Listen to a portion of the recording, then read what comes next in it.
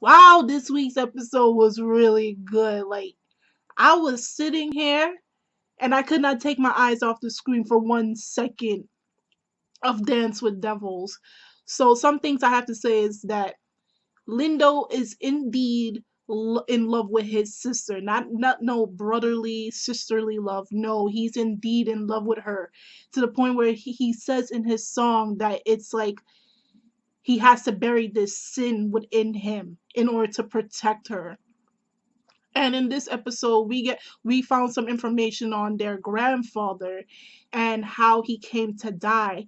It was unfortunate that he was cursed by these demons and vampires due to his research on folklores about the vampires, demons, and as such. Through his research, he even probably knows about the whereabouts of the Grimoire. And he wasn't willing to tell what he knew, so they cursed him to the point where that curse was eating him alive, and he died a year prior to the date, prior to what's happening right now, when Lindo was back in England watching over their grandfather. So if you look in the opening and you saw Lindo watching over someone in the bed, it was indeed their grandfather that he was watching over for a year, that he was, for the time he was in England, and he watches that.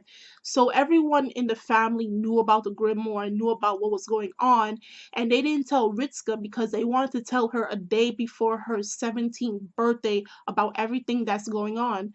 But now she has to know information due to the abduction of her mother and the death of her grandfather and all everything that's going on in her life. And because these devils and vampires are going after her, she has to know, the sooner the better, especially for her safety. And these vampires believe that the whereabouts about the grimoire lies within the Tachibana family. That's why they are the last key.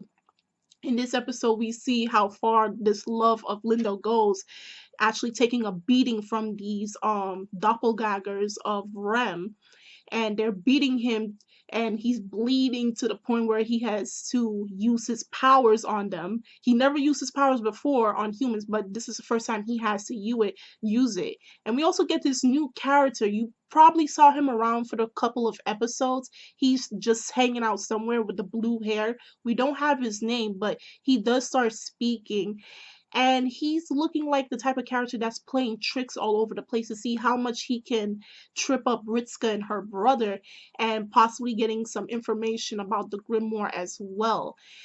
I don't think he's officially a part of the student council, but he has some connection to them, especially with Rem. And by the end of the episode, we see the same guy that had the mask that abducted Ritska's mother. He appears back again, and it seems like he has some relations to Lindo, because he was questioning on why Lindo is doing what he does as an exorcist. So we probably may get to see an episode where it talks about Lindo's past and possibly him being connected to that mysterious character. And also, that character is a vampire. Another thing I have to say is that in the beginning of the episode, which was really important, was we found out that the vampires are rising in power. That's why the devils are trying so hard in order to find the grimoire, in order to take control, because the vampires are actually raising in power and the devil's power is lowering down. So that's why it's just like a race against time or something, and the only way to do that is through the Tachibana family. But Ritska is going to try everything that she can in order to get the information about the grimoire, as well as rescuing her mother. So now she's going to be able to go back to school under the protection of a ring that she got, a sacred ring, and under her brother's protection. So I can't wait for what's going to happen later in episodes, because it's just getting more interesting each week.